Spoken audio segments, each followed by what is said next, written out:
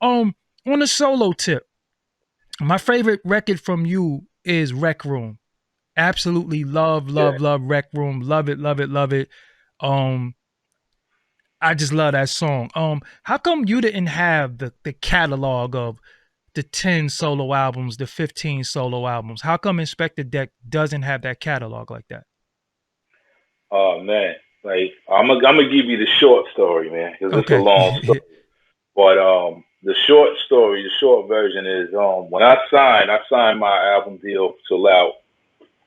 Excuse me, I signed to Loud Records in '95, right? mm, I got my deal for Uncontrolled Substance, and what happened in the process of me doing that deal, RZA's house caught the flood, mm. right? I had a bunch of tracks, including Protect Your Neck. Protect Your Neck was originally a track from my album. Whoa, whoa, whoa, You know whoa, what I whoa, whoa, whoa, whoa, whoa. Protect the. You know, you just said some hip hop historical. Protect your Yeah, neck yeah. was. I'm giving y'all some facts right now. I'm giving y'all some That's facts. my title. Protect your neck was your song just by yourself. Yeah, Protect Your Neck was Wow, a whole nother song called Not Your Average Flow. And it wow. was off of my soon to be Uncontrolled Substance album after that. But Mm, it was something that we took it real quick. Like, yo, let's grab this real quick. I wasn't done with the song. Listen through the beat on, and that's what we originally rhymed to. mm. Um, it was about 60% of the track that was made for me off my album, Not Your Average Flow. RZA took that skeleton and put a lot of those other sounds on top of it. That whistling sound that's all through the track. So he took the elements. He just put different elements in there, but the skeleton. I know what you're saying. The skeleton is like a naked beat. Yeah, yeah. Yeah, just the drums and maybe one or two sounds. Yeah, give it the skeleton and give it the framework. Then he put all the other sounds that you hear, the strings in there, the bells, everything you heard, the karate chops. He added all that onto Protect Your Neck. When we Mm, did the song in the studio, in Firehouse Studios, it didn't even sound like that. mm, And that was when he got all the voices down, mm-hmm. came back like, 2 weeks later, it sounded like Protect Your Neck that y'all hear. Got you. But before that, it was just the drums and the bass, which was really from my song, Not Your Average Flow. Wow. And yeah, so in the process of me doing the album, RZA caught the flood, and when he caught the flood, it really caught us out there because we lost a lot. Not just my album, he had a lot of things in the making for his own. He had a lot of meth stuff, a lot of dirty. You know, each person had a set amount of things going on, and by him losing all them files, it hurt me, I think, the most because I had an album coming right up. I had signed a deal already. Mm, I had the money in my hand. So I'm like, damn, I got the deal. I got the money in my hand, and I ain't got no album. mm, So, and I'm on the road. I'm in the mix of everything. So I gotta snatch and grab and try to make things happen as I'm going. So, the album that you heard, Uncontrolled Substance, wasn't the intention that I wanted to come out with in the first place. We was gonna come with the whole Spider-Man theme, and just because I was running with that old, neighborhood Spider-Man on Protect Your Neck, we was like, yo, we gonna come with, Spider-Man was the dude that he was rocking the city from the rooftops. You mm-hmm. know, I was gonna come like that, like hood to hood on the roof. Um, and it didn't turn out like that, bro. So I had to I had to rework everything that was in my hand, a lot of rhymes and everything. So that took a lot out, and Mm, it took, I got like three beats from RZA on my first album, whereas if we would have went according to the plan, he would have produced the whole album. mm, We'd be having a different conversation right now. That could be having that Super Bowl ring. I'd have pulled off the platinum for my first album as well. mm, And I think that's what set the tone for me early in the game, bro. It's how you start the race is how you finish the race. You know what I'm mm, saying? So you stumble at the starting line, 9 times out of 10, you know what I'm saying, you're gonna be running that last mile trying to catch up. So, you know, that's what happened to me. I had to put an album together on the fly. I had to grab True Master, Fourth Disciple, Mathematics, everybody that was close to RZA, because I couldn't get RZA. You know, RZA, he was out here, he was knee deep in Method Man, he was knee deep in the Purple Tape. You know, so much going on.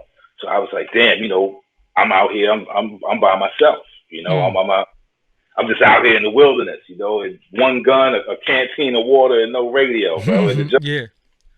So, you know, and I ain't cry, I ain't complain about it. I just did what I had to do, you know what I'm saying? And then after that, you know, when we get back to the question of why Dex don't got a huge catalog like that, when I found out, like, the contract that I signed for my album, what really went on, you know what I'm saying? Like the stipulations and everything of it, because, you know, coming into the game, you thinking it's a big brotherhood, yo, it's my brothers in the love, ah. Then you realize, yo, bro, we signed a contract that's 9 years long with the option to renew without you even knowing. Yeah, they could pick up the option whether you want them to or not. Yeah, no matter what you want to do. And then when I was learning all of that, bro, I was just like, yo, you know, like, how you going to offer me a contract like this, bro? You know what I'm saying? I thought we was brothers, like, you know what I'm saying? Like, but, you know, it wasn't no hatred or nothing like that. I didn't realize it was business. That's what my problem was in the beginning. I didn't understand the business. I came stressed off the block, 2 felonies, 6 misdemeanors, got thrown into the spotlight. I'm on stage, I'm traveling, doing all that. You know what I'm saying? I didn't really understand the game that, you know, I could be like, yo, Wizard, I'm mad as hell. You want to fight? You want to blow niggas up? Yo, niggas is robbing me. But it wasn't that, man. It's like, yo, brothers is dudes is started a company. They making sure everything works for them and their company, and everything, you know, publishing, financially, everything it's a company. You know what I'm saying? And but you gotta keep it real though. You know that shit ain't right though. It ain't like you didn't complain about it, but you know, brotherhood is brotherhood. You know, and business is business. I feel that, but you gotta learn to separate that. Like, I learned that. You learn the hard way. You learn the hard way. Yeah, you learn the hard. Yeah. I'm in there like, yeah, my niggas, boom, boom, boom, boom. And niggas is just like, yo, we taking this check, we gonna apply this to such corporation, LLC, you know what I'm saying? And build this business, and build this brand.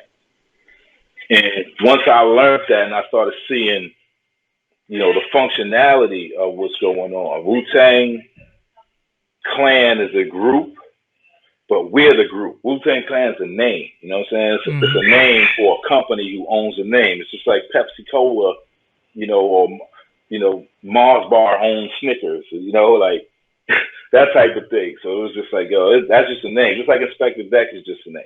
You know what I'm saying? I'm really just Jason Hunter at the end of the day. So my whole point was like, okay, I get it.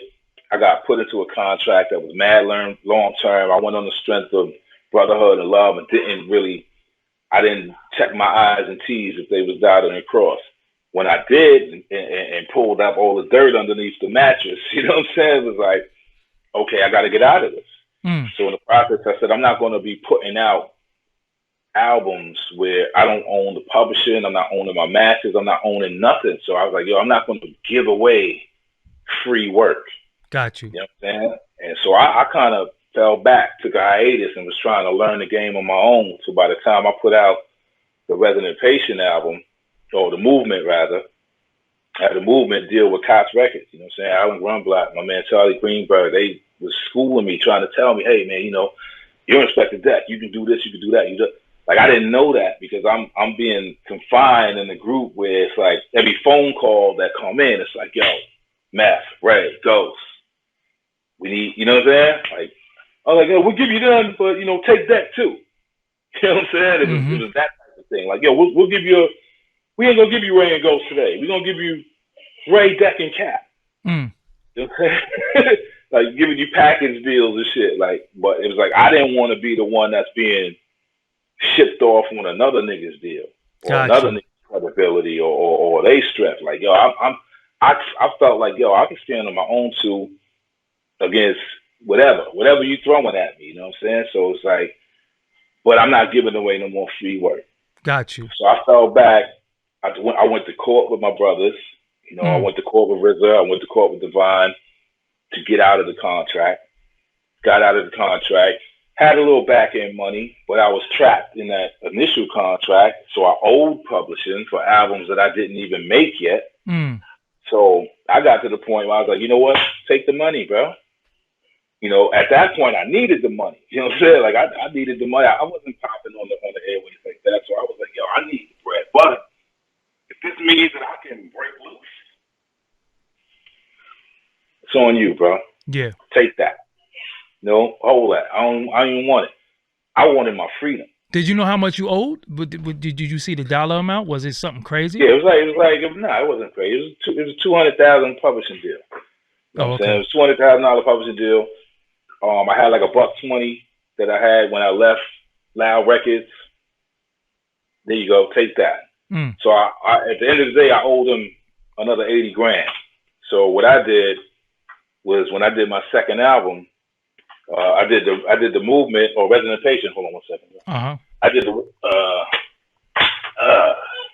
I did the Resonant Patient, right? And I just paid back the $80,000 off of that. I put their name on it, you know what I'm saying? I put the publishing in their name up until I paid back the 80. And then, you know, me and Divine had a conversation and we was just like, yo, man, you know, we squashed the whole situation. We nullified everything. So it allowed me to be a free agent in the game. You know, I wasn't tied to no contracts. I didn't owe nobody no money. And I felt like that was the breath of fresh air for me. You know what I'm saying? And that was the start of me saying, I'm not signing no more contracts. yeah, that's it. Yeah, I said, I'm not signing no, it don't matter how much you can tell. The deal could be for $44 million, bro. We're going to have to find a new way of calculating this because I'm not signing nothing. You know, but if a nigga came with $44 million, of course, you know. I'm about to say, cut it out, Deck. Yeah. But I get what you're saying, though.